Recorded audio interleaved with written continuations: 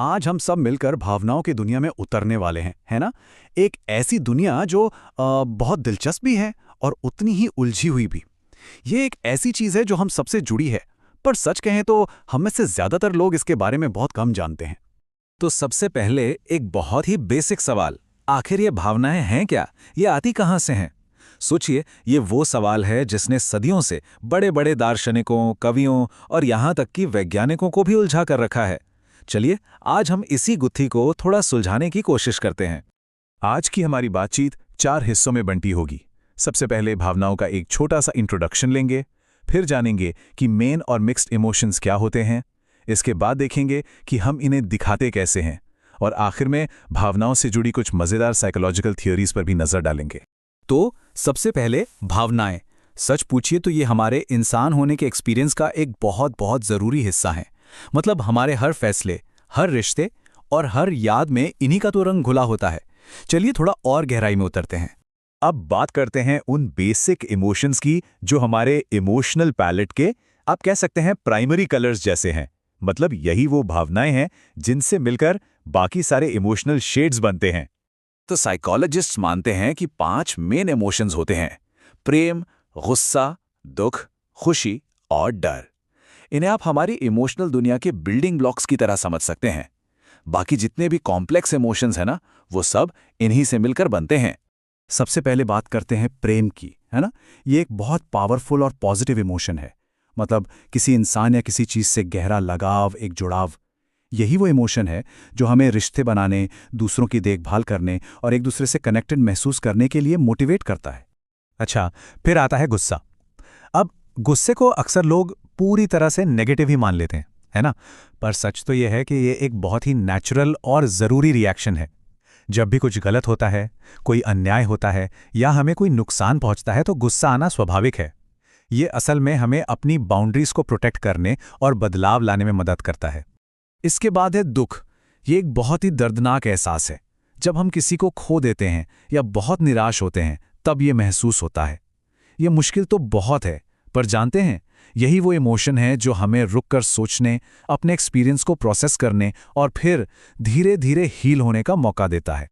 और फिर खुशी, वो प्यारा सा एहसास जिसे हम सब ढूंढते हैं। जब हम संतुष्ट होते हैं, आनंद में होते हैं, तो यही महसूस करते हैं। ये जिंदगी के सबसे बेहतरीन एक्सपीरियंसेस में से एक है और हमारी मेंटल और फिजिकल हेल्थ के लिए बहुत ज़रूरी भी है। और हमारी 5वीं मेन भावना है डर। इसे आप एक इंटरनल अलार्म सिस्टम या एक सुरक्षा कवच की तरह समझ सकते हैं। यह हमें किसी भी आने वाले खतरे से सावधान करता है और हमें उस फाइट और फ्लाइट वाले मोड के लिए तैयार करता है ताकि हम सेफ रह सकें। लेकिन क्या इमोशंस हमेशा इतने सीधे साधे होते हैं? भाई बिल्कुल नहीं। असल में हमारी इमोशनल लाइफ बहुत कॉम्प्लेक्स है। कई बार ऐसा होता है कि हम मिक्स्ड इमोशंस महसूस करते हैं। मतलब एक ही टाइम पर एक से ज़्यादा फीलिंग्स का होना। इसका एक क्लासिक एग्जाम्पल है किसी अपने की शादी। सोचिए, एक तरफ तो इस बात की जबरदस्त खुशी होती है कि वो अपनी नई जिंदगी शुरू कर रहे हैं, पर साथ ही मन के किसी कोने में एक हल्का सा दुख भी होता है कि अब वो शायद दूर चले जाएंगे, उनकी कमी महसूस होगी। एक ही पल में खुशी और दुख, यही तो है मिक्स्ड इमोशन। तो ये सारे इमोशंस हम महसूस तो कर लेते हैं, पर हम इन्हें दिखाते कैसे हैं? चलिए अब इसी पर बात करते हैं, यानी इमोशंस के एक्सप्रेशन पर। क्योंकि आखिर यही तो वो तरीका है जिससे हम एक दूसरे से कनेक्ट करते हैं। हम अपनी भावनाएं दिखाने के लिए मेनली 3 तरीके इस्तेमाल करते हैं। पहला है फिजिकल, जैसे खुशी में अपने आप चेहरे पर मुस्कान आ जाना या दुख में कंधे झुक जाना। दूसरा है वर्बल, मतलब शब्दों से बताना, जैसे मैं बहुत खुश हूं या मुझे अच्छा नहीं लग रहा। और तीसरा, जो शायद सबसे पावरफुल है, वो है नॉन वर्बल, जिसमें हमारे हाथ के इशारे, आई कांटेक्ट, यहां तक कि हमारे खड़े होने का अंदाज भी सब कुछ कह जाता है। चलिए अब आते हैं इस पूरी बातचीत के सबसे इंटरेस्टिंग हिस्से पर, इमोशंस की थ्योरीज। साइकोलॉजिस्ट्स ने ये समझने के लिए कि आखिर ये इमोशंस काम कैसे करते हैं, कुछ बड़ी कमाल की थ्योरीज दी हैं। इनमें से एक बहुत फेमस थ्योरी है जेम्स लैंग थ्योरी, और ये ना हमारे कॉमन सेंस को बिल्कुल उल्टा कर देती है। ये कहती है कि पहले हमारी बॉडी रिएक्ट करती है और फिर हम इमोशन महसूस करते हैं।